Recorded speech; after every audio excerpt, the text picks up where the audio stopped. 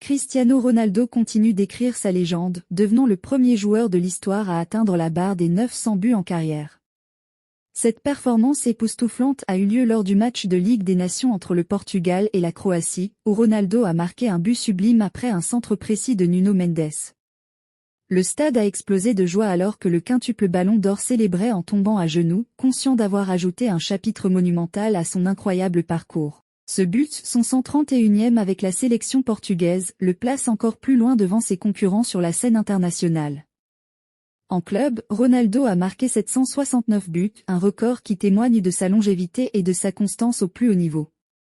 Après des passages légendaires à Manchester United, où il a inscrit 145 buts, et au Real Madrid, où il a marqué 450 fois en seulement 438 matchs, Ronaldo brille aujourd'hui à Al Nassr. Son ambition semble sans limite, car à 39 ans, il déclare qu'il vise désormais les 1000 buts. Cet objectif, qu'il compte atteindre en continuant à dominer les pelouses du monde entier, démontre qu'il ne se contente jamais de ce qu'il a déjà accompli. Bien que Lionel Messi soit son éternel rival avec 842 buts, Ronaldo ne montre aucun signe de ralentissement. Les observateurs se demandent combien de records il peut encore battre avant de prendre sa retraite.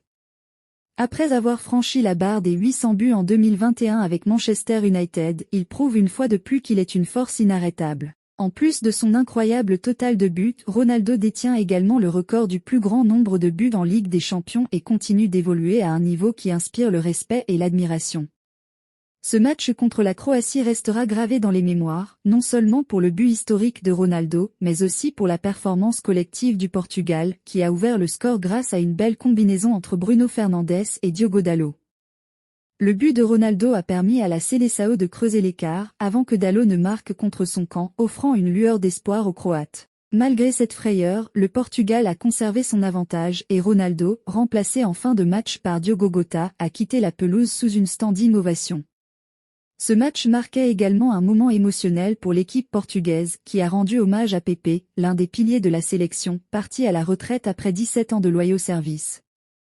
La victoire face à la Croatie permet au Portugal de bien débuter cette nouvelle phase de la Ligue des Nations, quelques mois après une campagne d'Euro 2024 décevante. L'entraîneur Roberto Martinez cherche à initier un nouveau cycle, avec en ligne de mire la Coupe du Monde 2026. Ronaldo, malgré son âge, reste au cœur de ce projet et montre qu'il a encore beaucoup à offrir au football mondial. Alors que le Portugal se prépare à affronter l'Écosse lors de leur prochaine rencontre, l'attention du monde entier reste braquée sur Ronaldo. Chacun de ses gestes est scruté et chaque match pourrait être l'occasion d'écrire une nouvelle page de l'histoire du football. Si Ronaldo continue sur cette lancée, l'objectif des 1000 buts semble plus atteignable que jamais et le monde attend avec impatience de voir jusqu'où l'un des plus grands joueurs de tous les temps pourra encore repousser les limites du sport.